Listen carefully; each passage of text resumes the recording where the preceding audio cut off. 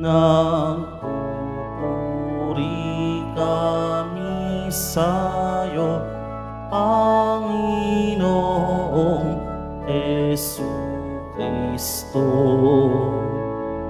Nagpupuri kami sa'yo, Panginoong Jesucristo. Ngayon'y panahong marapat, panahon ng pagliligtas, araw ngayon ng pagtawag, upang makamit ang habag ng Panginoong matapat. Nagpupuri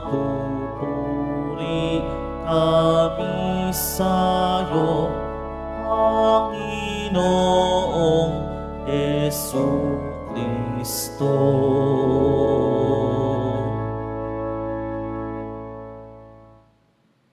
Sumainyo ang Panginoon. At sumaiyo rin. Ang mabuting balita ng Panginoon ayon kay San Mateo. Papuri sa iyo, Panginoon. Noong panahong iyon, sinabi ni Jesus sa kanyang mga alagad, darating ang anak ng tao bilang hari, kasama ang lahat ng anghel, at luluklok sa kanyang maringal na trono. Sa panahong iyon, matitipon sa harapan niya ang lahat ng tao. Sila'y bukurin niya tulad ng ginawa ng pastol sa mga tupa at mga kambing. Ilalagay niya sa kanyang kanan ang mga tupa at sa kaliwa ang mga kambing. At sasabihin ng hari sa mga nasa kanan, halikayo, mga pinagpala ng aking ama. Pumasok na kayo at manirahan sa kahariang inihanda para sa inyo mula pa ng likhain ang sanlibutan. Sapagkat ako'y nagutom at inyong pinakain, nauhaw at inyong pinainom, ako'y isang dayuhan at inyong pinatuloy, ako'y walang maisuot at inyong pinaramtan, nagkasakit at inyong dinalaw, ako'y nabilanggo at inyong pinuntahan. Sasagot ang mga matuwid, Panginoon, kailan po namin kayo nakitang nagutom at aming pinakain, o nauhaw at aming pinainom?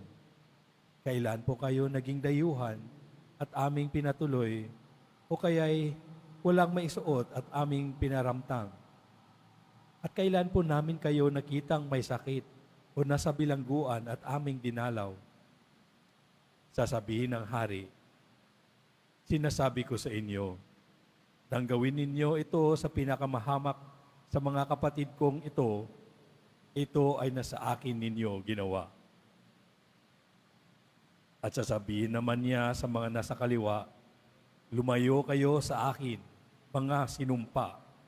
Kayo'y pasaapoy na di mamamatay, na inihanda para sa diablo at sa kanyang mga kampon. Sapagkat ako'y nagutom at hindi ninyo pinakain, nauhaw at hindi ninyo pinainom. Ako'y naging isang dayuhan at hindi ninyo pinatuloy. Ako'y nawala ng maisuot at hindi ninyo pinaramtan.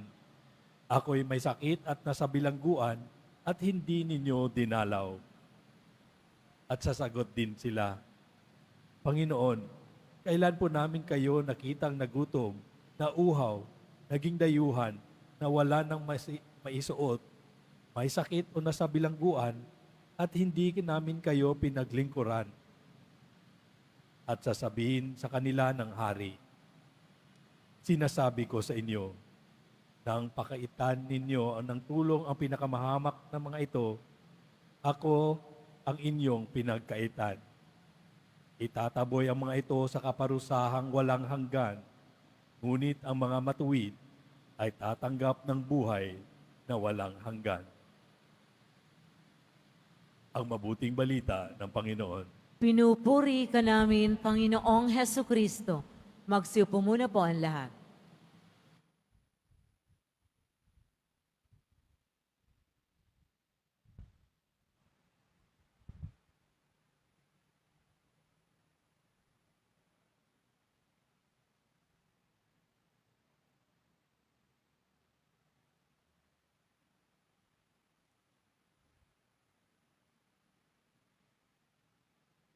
Panginoon, nawa paglabas ko ng pinto ng simbahang ito, ako ay taong mas handa na tumulong sa aking kapwa.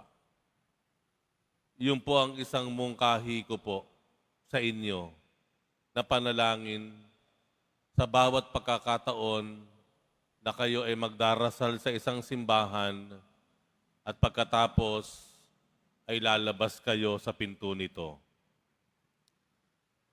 Malinaw po na sa Ebanghelyo na ang pinakadahilan ng lahat ng ating ginagawa.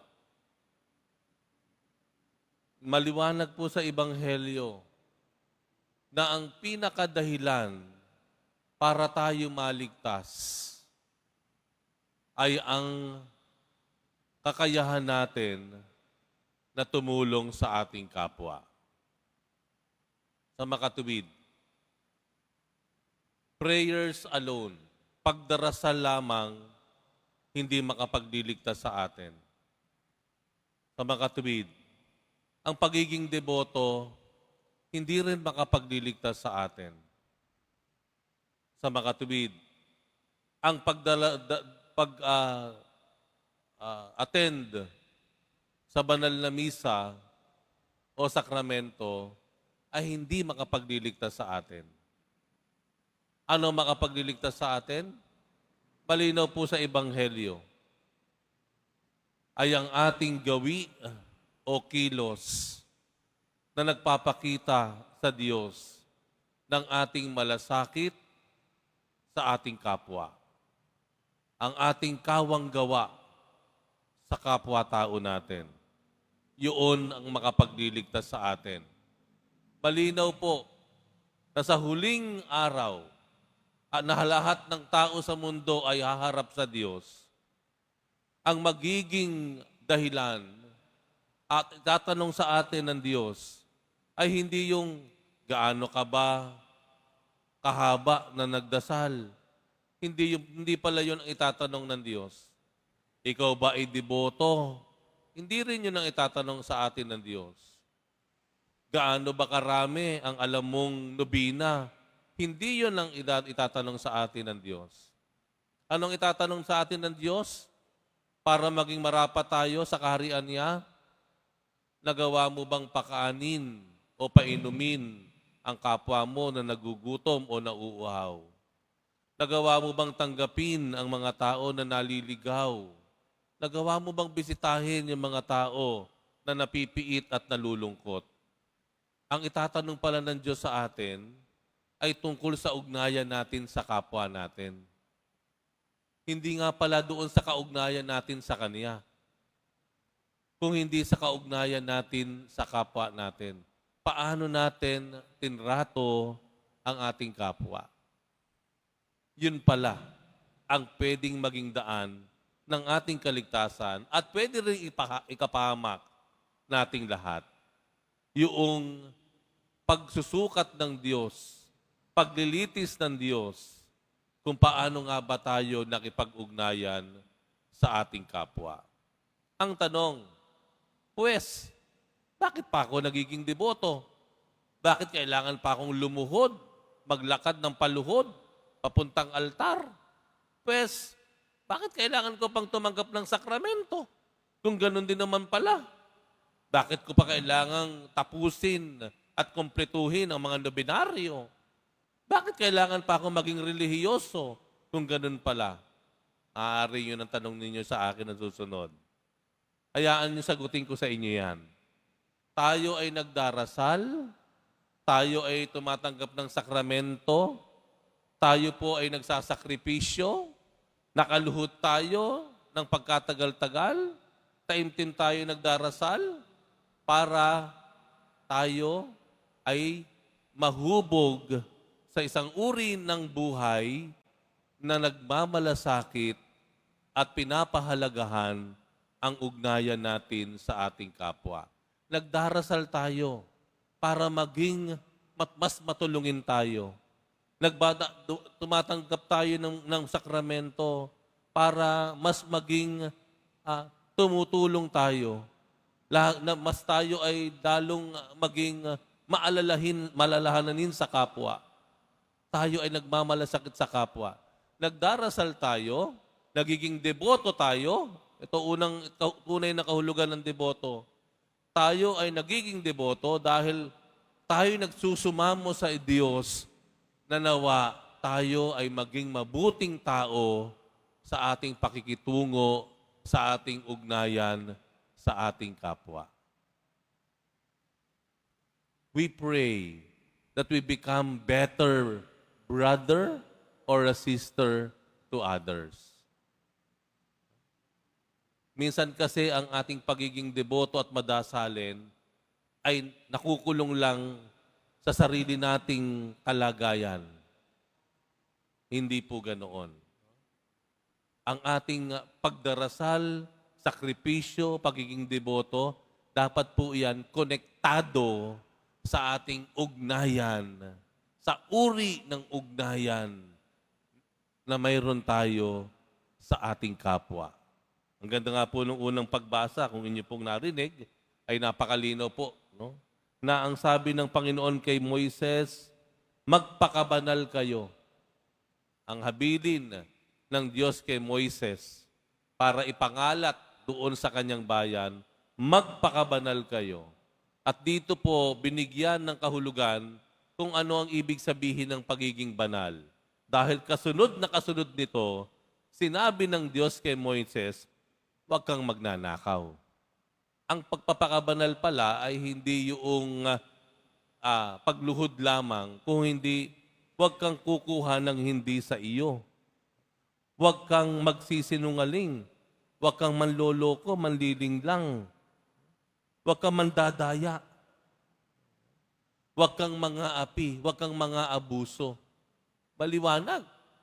From the very beginning, panahon pa ni Moises, doon sa kasaysayan ng ating kaligtasan, from the very beginning in the Old Testament, yun na rin pala ang mensahe ng Diyos.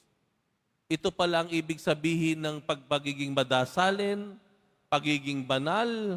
Ang ibig sabihin pala nito sa bandang huli ay ang ating mabuti, maayos, tapat, makatarungan na pakikipag-ugnayan o pagtrato sa ating kapwa. Pero meron po ditong napakaliit na detalye na dapat nating malaman. Hindi lang pala yung kapwa, basta kapwa. Ang kapwa pala na sinasabi ng Panginoon ay hindi lang yung kaparis natin, ka-level natin. Ayon dito sa Ebanghelyo, ito pala daw yung mga nagugutom. Ito pala yung mga nawawala, pinanghihinaan. Ito pala yung mga nalulungkot. Ibig sabihin lamang po, ito pala yung sinasabi ng Panginoon sa Ebanghelyo na maliliit. Na maliliit. Nung sinabi ng Panginoon, kung ano ang ginawa mo sa maliliit na ito ay ginawa mo sa akin. Ibig sabihin pala, baka naman, no, na ang ating pagtulong o pagkakawang gawa ay para sa mga taong makagaganti din sa atin, ay hindi po yun sapat. Kasi it is easier for us to love those people who can love us back. Madali po sa atin na maging mabait sa mga taong mabait din sa atin. Hindi pala yun ang tinutukoy na kapwa.